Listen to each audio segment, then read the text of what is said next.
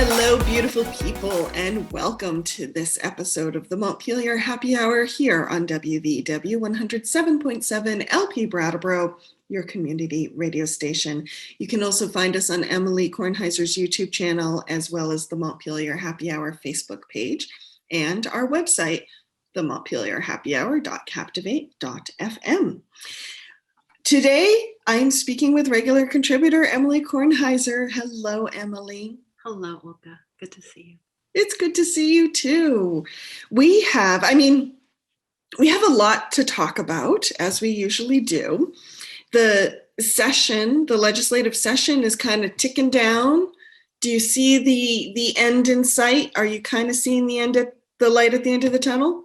Well, Olga, the fact you had to pause.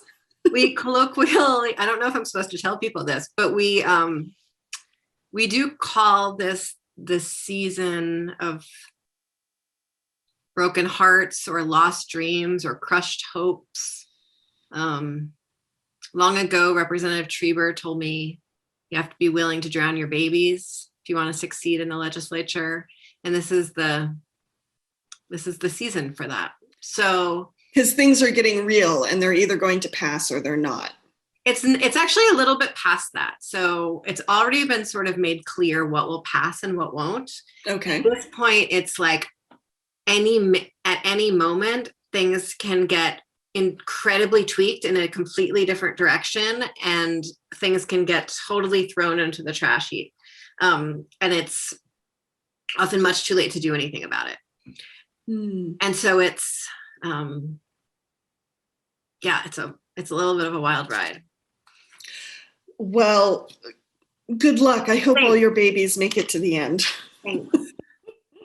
Well, I want to talk to you today about something that I personally feel is really important for a lot of communities in Vermont, and yet I think a lot of people just don't know much about them, and those are town charters. And the reason we were going to talk about it today is because Brattleboro recently passed, or downvoters passed a proposition to allow 16 and 17-year-olds the right to vote in local elections. And they're going to put it in their charter. But to have that become codified, it has to go through the legislative process first. So I'd love to hear a little bit from your perspective as a lawmaker.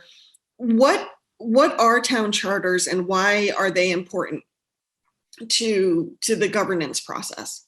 So regular listeners might remember a couple years ago when we had town manager Peter Elwell on to talk about sort of the federal, state, and local jurisdiction questions. And so if anyone want to go way back in the archives, they can find that conversation, which this is sort of a fun addition to. Yes. Town charters, and actually not all towns in Vermont have charters. Only about like 80 or so have town charters. Yeah. But essentially, and some towns also don't have town plans or town zoning. Guilford actually doesn't have any zoning, surprisingly. But a town charter is sort of like the constitution of that town. That's the easiest way to explain it. It's the set of laws that structure and govern how town happenings operate. And in order for a town to change its charter, an item needs to be placed on the ballot for Australian ballot. It's not something Actually, I'm sorry, let me back up a little bit. I believe that how a town amends its own charter is actually in the charter itself. I believe so too. And so in Brattleboro, which is the only town whose charter I've ever had anything to do with, and so the only charter I know very much about since I'm not on the government operations committee, in order for our charter to change things, we need a ballot item, an Australian ballot item that gets voted on. It can actually, interestingly, I believe, be on the ballot at either election, either the November election or the town meeting day election ballot.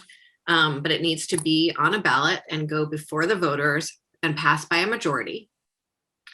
And then it comes, like all charter changes, to the legislature. And that's because Vermont is a Dillon's rule state. Mm-hmm. And what that means, oh, stalwart and fascinated listeners, that means that any rights given to town government, any rights that town government has, are explicitly given to it by the state. And the state retains any and all rights that are not explicitly handed to it. And that's pretty much in the Vermont Constitution that kind of lays that out. Yes. So that is different than a number of other states where the opposite is true. In other places, the municipality has any rights that are not explicitly given to it. And the United States has the opposite structure. So states have any right that are not explicitly taken from them by the federal government. Mm-hmm. So it's the opposite of the relationship between the states and the federal government. So what that means, if you talk to Peter Elwell about it, it means a lot of fiascos when he wants to put up new street signs. But what that means in terms of charter changes is that the town passes a charter on majority, and then the town attorney and the town manager and the select board put together a packet, which goes to the Secretary of State and is then bundled for the legislature. Oh, that's interesting. I didn't realize it went to the Secretary of State first. Yes, and there are very specific specifications. I'm going to open up my other device while we talk so I can make sure I'm getting this clear. Sorry, I didn't open it before we were talking. And so then essentially we take the charter, the new charter language, and the representatives for that community, sometimes single representative, sometimes multiple representative, as here, introduce it as a bill. And it looks like any other bill. And so we give the language from the charter change that was voted on by the representatives of the town, by the voters in the town. We give that to our legislative attorney the same way I would give them language from my imagination or language from another state or however else bills become bills drafted. And then legislative council drafts them. And legislative council, and there's one legislative council that drafts almost all of the charter changes. And right now his name's Tucker Anderson. And if legislative council ever felt comfortable coming on the Montpelier Happy Hour, we would be able to talk to them about that, but they don't because they think it's a little too partisan for them. And I respect that, though I do think they would bring much joy and depth to our conversations here. I agree. And that's why we have asked them to be on the show. Unfortunately, they said no. They did. So what that means, and so when they're drafting, sometimes they'll notice things that come up and they'll ask for slight tweaks, and we will grant them because, interestingly, as soon as the charter comes to the legislature, it's really like the purview of the legislature, and we can do anything with it we want. That's interesting because usually when something is voted on a ballot, whatever that language is, that is it, and it is set in stone, and it does not change. Yeah, so it just becomes like a regular bill, and we can amend it as we see fit, and then pass it as we see fit, and then that just becomes the changed charter for the town. Oh, it's a little wild. Fascinating. Yeah. Yes. So other aspects of the charter change. So I'm going to read you this really fun section of statute, if that's okay. Yes, please. Okay. For all our geeky listeners. And actually, I'll do it one more second. Sorry. One more piece of framing. So when charter changes come to the legislature, they are not subject to any of the usual deadlines that other bills are subject to. It's one of the only ways they're different from a bill. So they're not subject to crossover deadlines, and they're not subject to bill drafting deadlines. They can come to the legislature at any point and move through much more smoothly. That makes sense, actually. Yeah. And additionally, the House Government Operations Committee really takes its responsibility as supporters of charter changes fairly seriously. And in the language that they work with as a committee, they really hold to the idea that as long as the voters approved this and it is constitutional, they will move it through. Mm-hmm. Once it gets to the House floor, there are a lot more considerations than that. And I'll explain those. We'll talk about those in a minute. So they strive to approve, as I said, they strive to approve any charter change legally approved by the voters of a community and attempt to limit their oversight to the procedural and constitutional aspects of the change, trusting that the voters of the community have weighed the rest. Their work is guided by 17 VSA 2645, which provides comprehensive requirements for the adoption or amendment of a municipal charter. A component of this procedure is the production of evidence that the municipality followed the express provisions of the procedure, which is that the clerk of the municipality must deliver these evidentiary documents to the Secretary of State for certification. The Secretary of State then delivers certified copies to the constitutional officer of the General Assembly. That's the clerk of our General Assembly. I looked up to make eye contact with you and now I've lost my place. Then, and the committees on government operations to be preserved as part of the permanent and official record. And then these subsections establish that for each charter proposal, the General Assembly receive and have the opportunity to consider the official actions of the municipality. And they receive the full charter packet, which includes information about the warnings, procedural standards, and then the committee examines the constitutionality in consultation with legislative attorneys. Mm-hmm. So that's how that works. And then it comes to the House floor. And different legislators have very different perspectives on charter changes. It's very, it's a little different from other bills in that some legislators really very much feel that if a charter change passed in a community, that's on that community. Mm-hmm. And they don't examine their own thoughts on whether or not they think this thing should be law. Mm-hmm. Other legislators really think, would I want this in my community, right? Would my constituents want this to happen?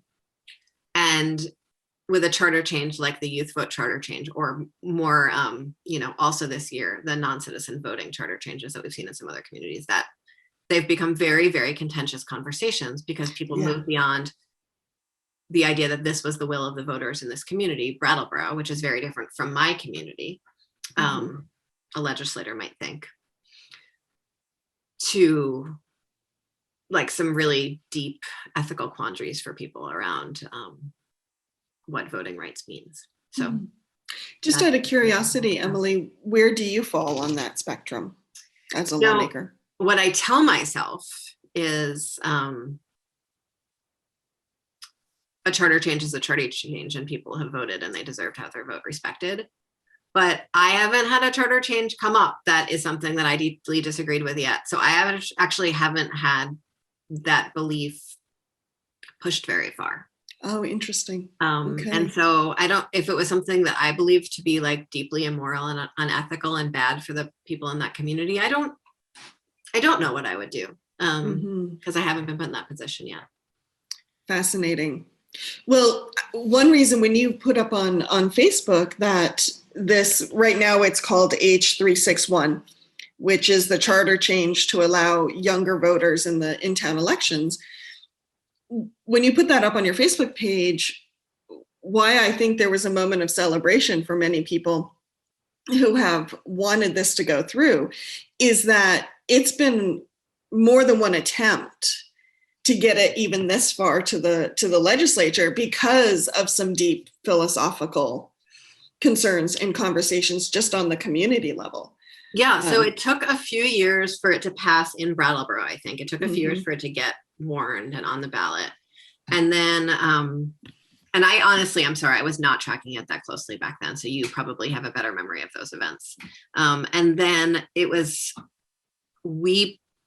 last biennium, we put forward a charter change bill and it made it through government operations, but really just by the skin of its teeth got to the floor in time for crossover last year which was when the pandemic hit, and it was in the end ordered to lie because we decided not to pick up some of the more contentious bills.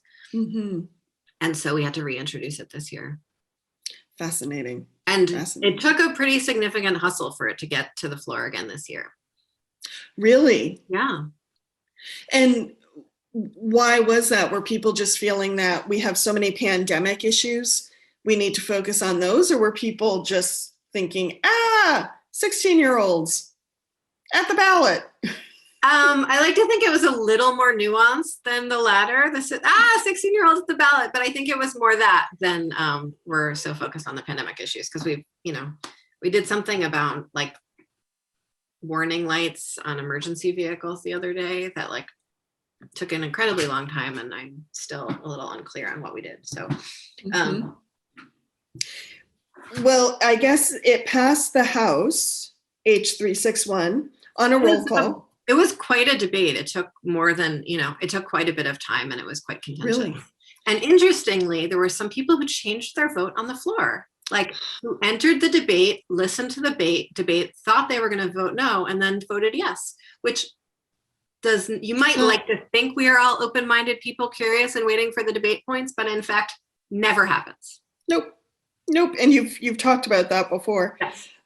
So it passed 102 to 42. Mm-hmm. And I'm curious, what are some of the highlights of the conversation from the floor that still are kind of staying with you? I think there were some really pretty compelling conversations about brain science. And people concerned that, I think we have this strange thing in America, or maybe it's true other places, but America seems to do it particularly, where we have like all of these different markers of like when you're old enough to do a thing that don't actually seem to line up very well with each other. No, so like, they don't. You like drive at 15 and you get a gun when you're 14 or younger, and then you smoke when you're 21,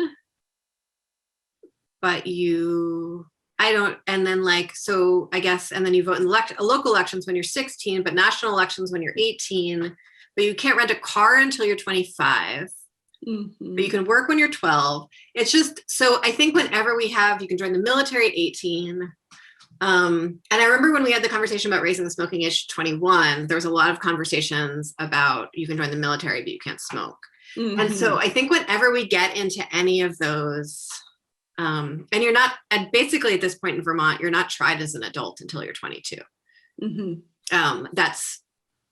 There's like a ramp up to that, right. But that's essentially what our legal intentions are at this point in Vermont. So as adolescence has been expanded in both directions, both younger and older, I think people get into really interesting debates about like what are people able and capable of making decisions about. So I think that was a lot of it. I think there's an interesting dynamic that we're in right now where we're really fairly obsessed as a state about how old we are and how we need to attract and retain young people. And I think conversations around that were very compelling for people. And that's a big part of it for me. It's that I think, and this is very much thinking about my own life and the life of the young people that I know. And so very much like not an evidence-based process here. But once you leave high school, life becomes much more chaotic. And so any habits and connections that you can build before then, they stick around more, I agree. And so having people really like having those voting dates as a rhythm in their lives, learning, like, having a rhythm of learning about local elections and voting in them, knowing what's going on in your town with regards to that stuff, really helps people both like sort of cement those lifelong citizenship habits at a time in their life when it's much easier to build patterns because you already have a very rhythmic life.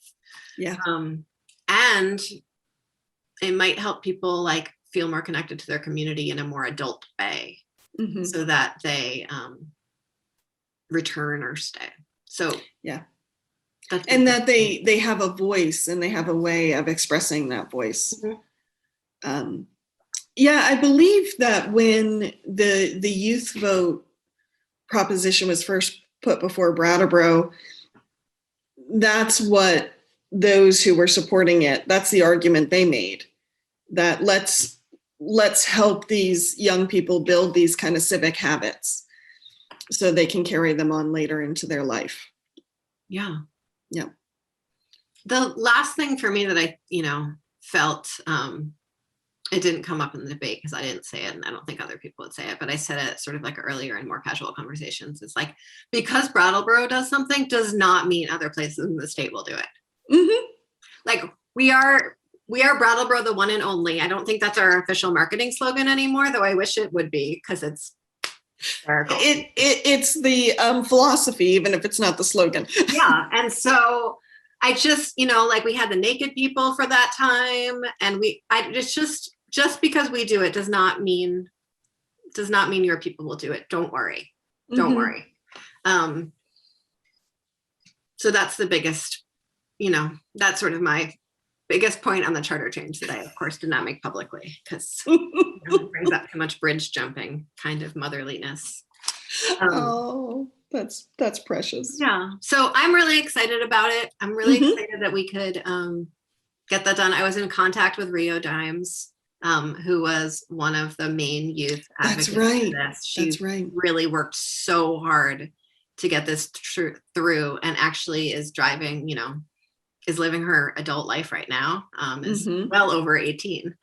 And was driving cross country. And so we were in touch via text to see if we could find a time where she was somewhere with a stable enough connection that she could testify before the committee. And she was happy to see that it passed without her needing to do that.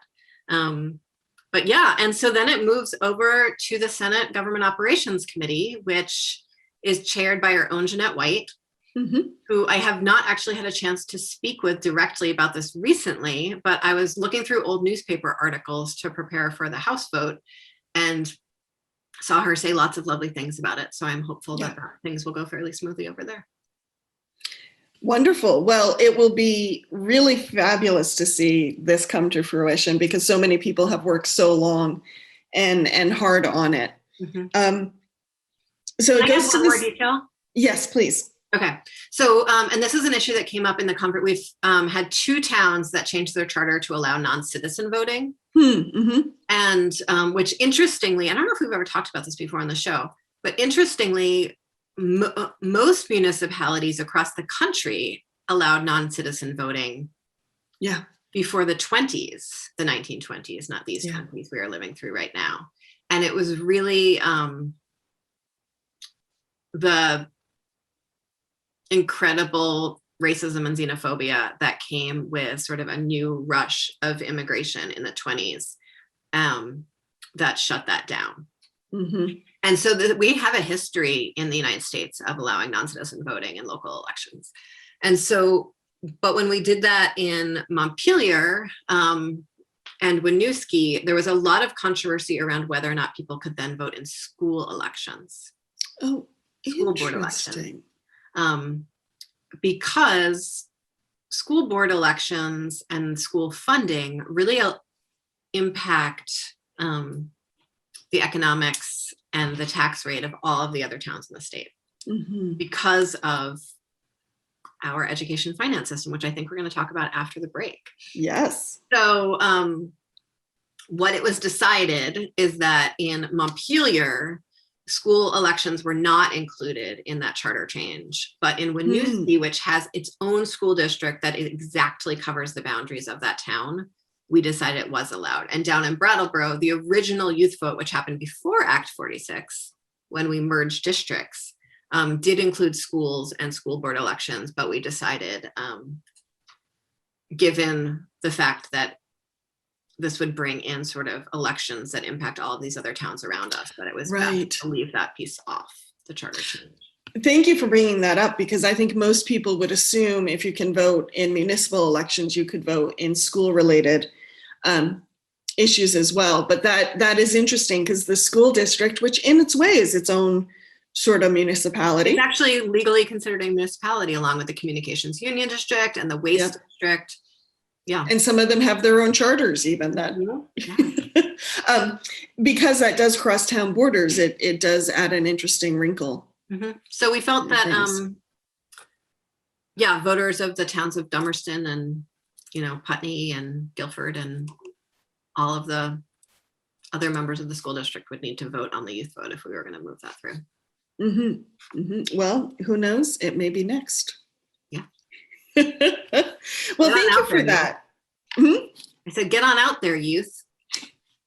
Well, I'm really looking forward to the next election we have where youth do vote, because one thing we should note with Brattleboro, despite being a very, I would say, politically aware and active community, we don't always see that in voter turnout. I would expect Brattleboro to have a higher voter turnout than it does quite often. And so I am really hoping that with more young people voting, we will see a better turnout. Me too. I did have I was telling my son who's 16 about this at dinner, and we were doing some math, and the session ends in a few weeks. And so likely this won't cross the finish line this year. It likely will be picked up next session in January. His birthday is in January. And so likely it won't change before he turns 18. Oh. So I think we still have like another year and a half, 2 years to go before it crosses the finish line. So I'll stop being so excited. Democracy, it is a slow thing. It is a slow thing, but it's something we need to be slow, right? Sometimes, yes. Sometimes. When we're not just rallying. We will be back in a moment on the Montpelier Happy Hour here on WVEW 107.7 LP Brattleboro, your community radio station. We're going to hear from our underwriter, so stay tuned. Welcome back to the second half of the Montpelier Happy Hour here on WVEW 107.7 LP Brattleboro, your community radio station. I'm your host, Olga Peters, and I am speaking with regular contributor and representative Emily Kornheiser. And beautiful people, we are so glad you can join us today. Hey, Emily, do we want to remind our listeners of anything? Sure do, Olga. Guess what it is? The views and opinions expressed here on the Montpelier Happy Hour are those of the host and the guests, and not the radio station, nor the TV station, nor the social media channels that those are played on, even though social media channels are already shielded legally from the opinions and views of their listeners by a weird loophole in federal law that should be done away with. So, listeners, you have been warned. Let's dive into something we have talked about before here on the show. In fact, we had Tammy Colby, who is one of the UVM researchers behind the people waiting study we're about to talk about. But S13, which is a bill dealing with this waiting study, which could potentially change how I'm trying to think of such a simple way to explain this, Emily, but it's education funding, so it's almost never simple. How the state decides how much it costs to educate students with different needs. And this has been something that we know Representative Laura Sibilia has been pushing for quite a while, getting this study up and off the ground to look at how the state looks at funding, namely students who are low income, English may not be their first language, and rural students. And I believe the study came to the legislature finally in 2019. It was the year of the last biennium. Was that 2019? Yes, that was 2019. Yeah. And then, of course, with the pandemic, it sort of got put to the side. So bring us up to speed. Where is this waiting study now? So S13, which is not the waiting study, but it is a bill to create a task force to implement the findings of the waiting study and look at equitable education finance, was voted was voted out of the Senate Committee on Education at some point this year, and passed the full Senate, came over to the House, was in the House Committee on Education, and was just voted out of the House Committee on Education on Thursday. Friday came to the House floor, where it was referred to the House Committee on Ways and Means. Which is the committee you are on. Which is the committee I am vice chair of, yeah. And so little random procedural fact about the way things work. We've talked a few times before about how jurisdiction is sort of different between the House and the Senate. Yeah. The Senate Committee on Education handles education finance. In the House Committee on Education just does education policy. Interesting. And the Committee on Ways and Means does education finance. So, okay, playing devil's advocate here, I often hear a lot of folks who are involved with education feel that the legislature hands down a lot of unfunded mandates when it comes to education. Is that in part because those who work with the policy and those who work with the money are not necessarily the same committee? Maybe that's part of it. I think it's actually the bigger part is that the Agency of Education is a deeply unfunded, low capacity bureaucracy that refuses to ask for any more money or personnel because of the Republican gridlock that our governor has put in place with his promise of no new taxes or fees. Right. But that's me. That's why I think that happens. So that's part of the views and opinions expressed on this show. Yeah. Disclaimer. Yeah. So let me can I step way back to explain how we got in the situation we're in? Yeah, that would be wonderful. Okay, great. So 20 something years ago, in 1997, I believe. I believe you're right. There was passed a law in this fair land called Act 60. And while there might have been an Act 60 every biennium after that, it does not matter. The Act 60. And what Act 60 did was completely overhaul how education, public education, is financed in Vermont. And we did that because of something that happened before that called the Brigham decision. Yes. And the Brigham decision was a Vermont Supreme Court decision that said our education system, our education system was inequitable. Right. Did not provide an equitable education to all Vermont's children. Basically, in very basic terms, if you were from a wealthy town that could afford to put more money into the school system, you had more education opportunities than if you came from a town with fewer resources. Yes. And the reason lawsuits of that kind were being pushed all over the country at that point. The Brigham decision was decided on February 5th of 1997. Well done. Thank you. And those lawsuits were pushed all over the country at that point, because, as we know, education is not equitable all across the country, and often in the same city, we'll see profoundly different schools from one neighborhood to another, and even or from one town to another, because generally in America, education is funded by property taxes. Yes. And communities with more expensive property, our wealthier communities, can often pay lower property tax percentages because their property is worth more, and raise a lot more money for education.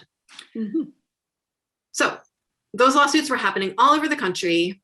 In Vermont, the Supreme Court ruling was in favor of education equity because in our Vermont Constitution, we guarantee equitable access to education. Yes. which is not true in most other states' constitutions. Which just blows my mind. And so going back to sort of the conversation before the break about charters and constitutions and the power of the state and the power of the municipality and all of those things, local control only goes so far if you have in your constitution that every child in the state is guaranteed access to education. So what's interesting, there's so many interesting things in here, but what's interesting about what happened with Act 60 is that the solution to a Supreme Court finding that we don't have equitable educational opportunity was to create what they deemed to be an equitable education financing system. Right. It was not necessarily a legal or statutory change to an equitable education delivery system. Right. So I'm so glad you lose track of that detail as we go down the terrible money wormhole here, but I think that's a very important thing to consider. Okay. I'm so glad you brought that up, Emily, because so often when we talk about education, we focus on the funding mechanism, which I think a lot of people would argue doesn't work. And I often feel the problem with starting there is because it's not actually the goal. The goal is to have equitable opportunities, which I don't know if we've always defined that very well either, in my opinion. No, I don't think we have. It's a pretty complicated thing to define. So that's where we are. That's what happened. So the way equitable education funding was designed under Act 60, and the chair of the Ways and Means Committee at that time was actually Paul Sillo, who's now the head of Public Assets Institute. Oh, right.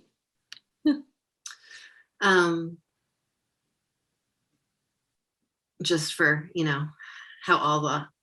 how everyone in this state cycles through various positions. We don't have the same revolving doors that some industries might have. It's just Vermont's one big revolving door. It is. We don't even conflicts of interest here. There's another reason to even name them that. So that's another reason we need more population. Yeah. So when that system was designed, the new design was basically, one more framing piece. Vermont, local control, education, right? Everyone loves local control. So that's like a cornerstone of education funding in Vermont. And the Vermont story. Yep. Other cornerstones that we're about to throw into this mix are equity, equitable education funding, and then the third cornerstone is simplicity. Because when things come, Olga is trying, just for radio listeners, I want you to know that Olga is actually losing herself, about to maybe fall out of her chair laughing when I said simplicity. Yeah. You might not be able to hear it, but she's actually crying. As I hold up my simplicity weight in my hand. So yeah, I'm seeing this building go. Yeah. Okay. So because if you have local control, then ideally the school budgets are going to come to the voters and be in the will of the voters. And so you want to be able to explain what you're doing to the people who are voting on these things. Frankly, very little of the voting we do in America is on issues that we actually understand. You vote for this random person who you barely know, and they sort of say some stuff, and you don't actually know how they're going to do anything. And then even once they've been in office for a long time, it's kind of hard to figure out what they've actually been doing while they've been in office, because government's kind of a black box. And so the idea of simplicity being necessary for voters to vote is actually it's a nice ideal, but in fact, we never do it in practice. No. I'm not saying we shouldn't owe people who vote for me. I'm just saying it's really not something we do very often.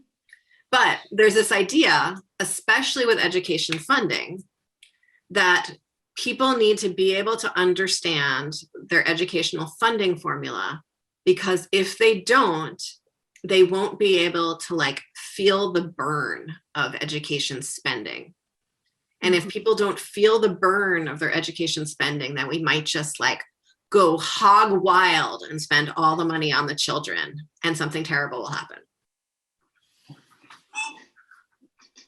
Sorry. Okay. I want to say one, I've been talking about this a lot lately, and I think I'm getting a little wilder and wilder every time I explain it.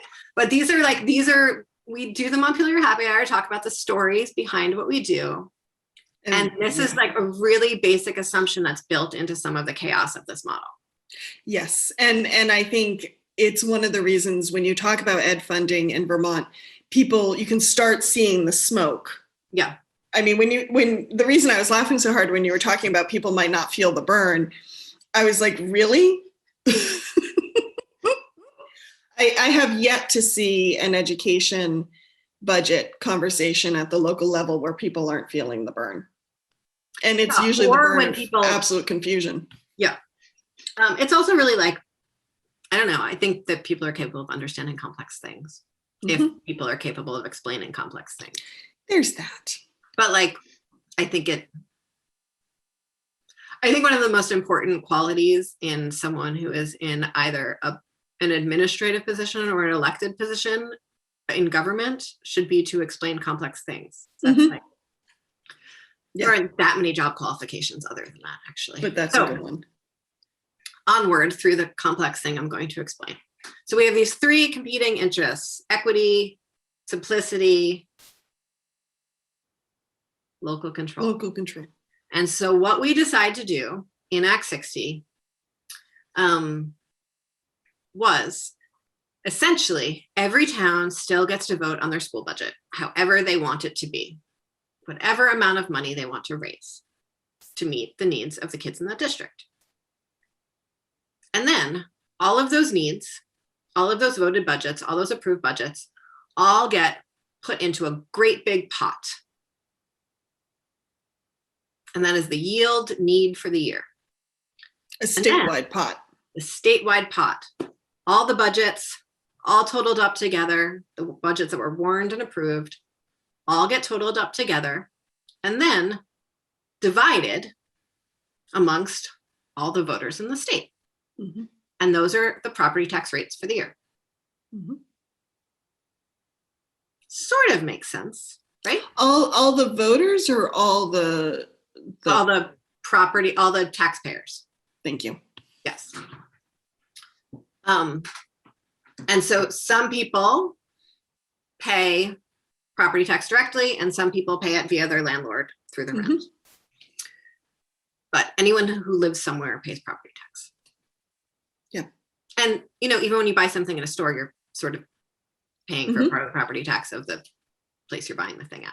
Yeah, that's part of their overhead. Ever let anyone tell you that only people who own homes pay property tax? Not true. So, but if we just put it all in a pot and then divided it up, it wouldn't necessarily be equitable because different towns have very different capacities to pay property taxes because the amount of money that a town can raise through its grand list is very, very different from town to town. And so we do a few things to fix that up.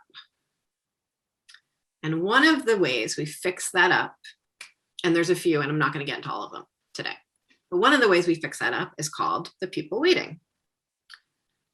And what that means is we say,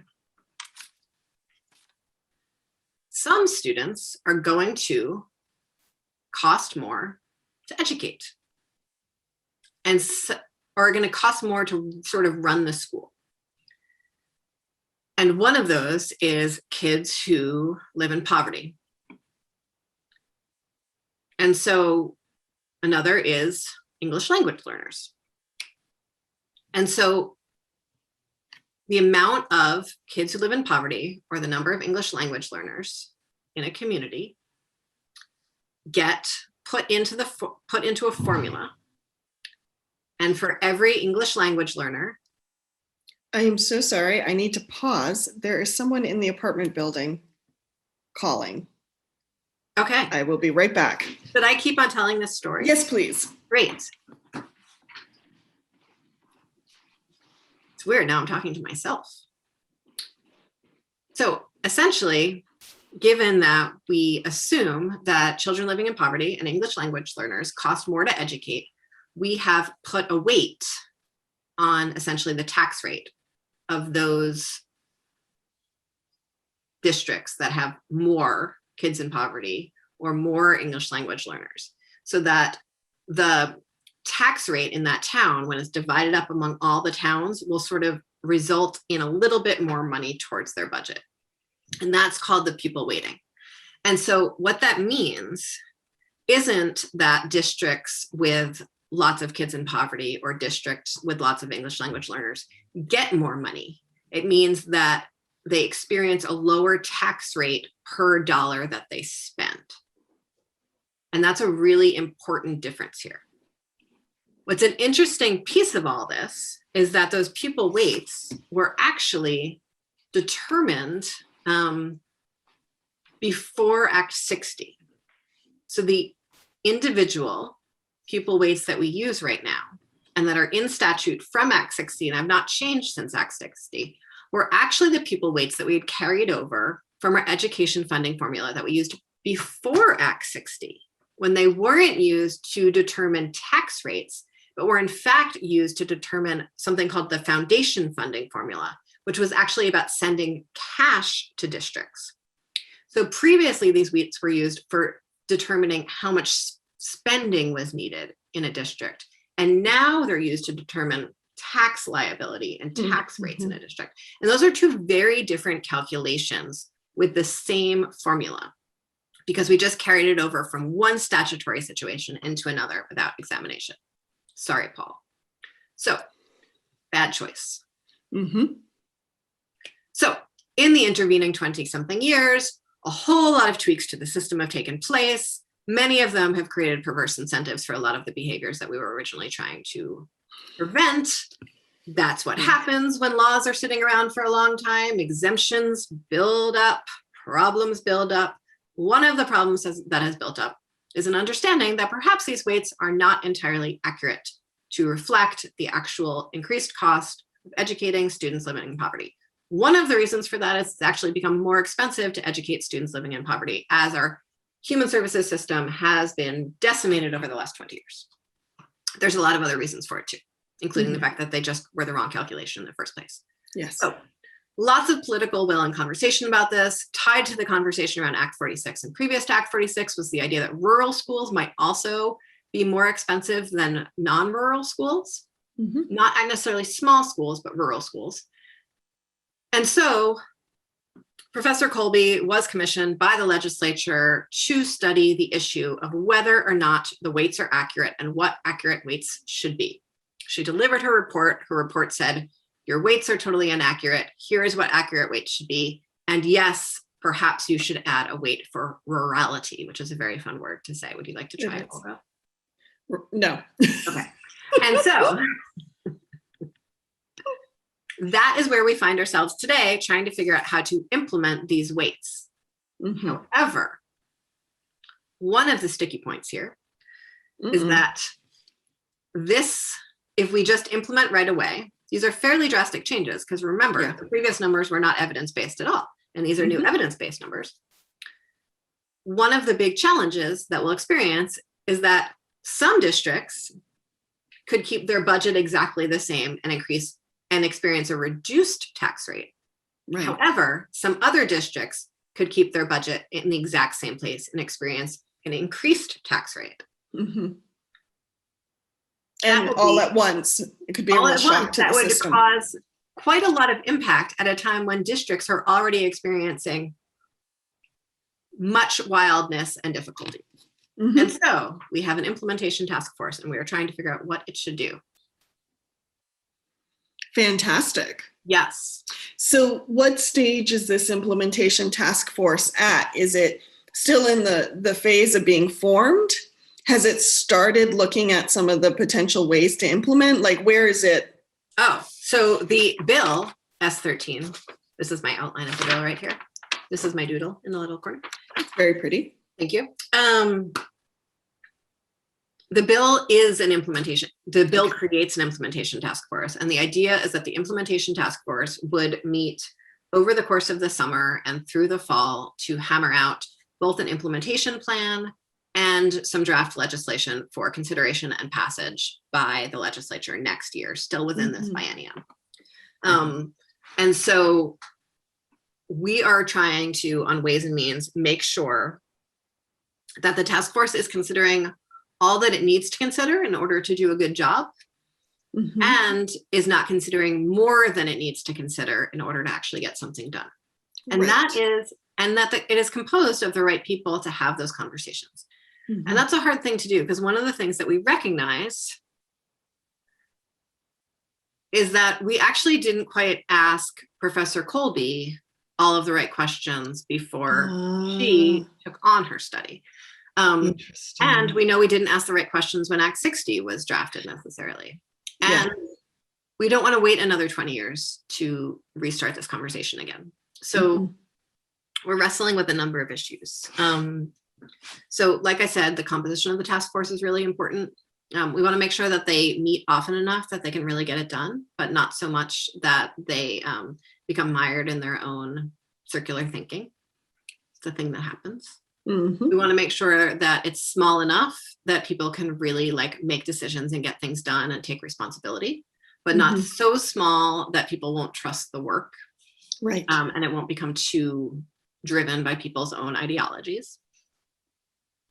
And we want to make sure that it considers enough things that we're doing, that we're sure that we're doing a good job. For instance, one of the pieces that Professor Colby brought up in her study is that the way we actually measure poverty for the purposes of the weights is a not very accurate way to measure poverty, and is a different way than we actually measure poverty almost anywhere else for any other piece of statute or policy. The weights for the number of kids living in poverty in a community are determined by the number of children between the ages of 6 and 18 whose families are on food stamps, which is a measure of how well someone can access benefits, not a measure of how much someone needs benefits. Exactly. Yeah. Very strange. And really, honestly, not how we measure poverty for anything else. And the differences between uptake of state benefits like food stamps and welfare in Windham County and even Brattleboro compared to, say, the Northeast Kingdom is quite stark.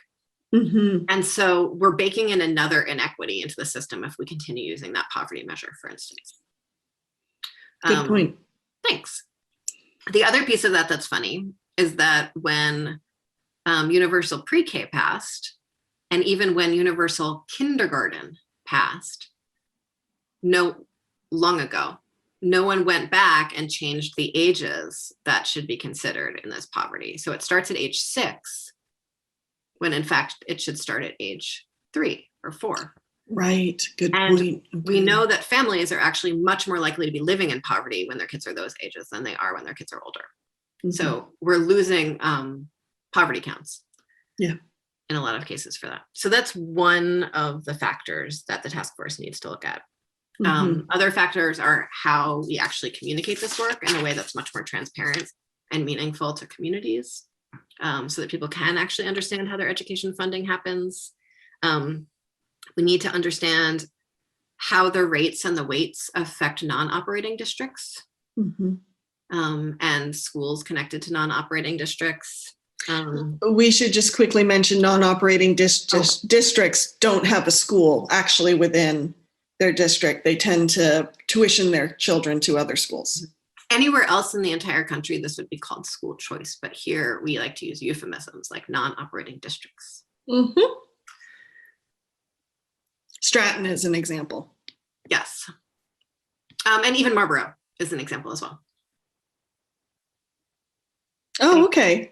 For high school. Right. They're non-operating for a high school. They tuition for high school.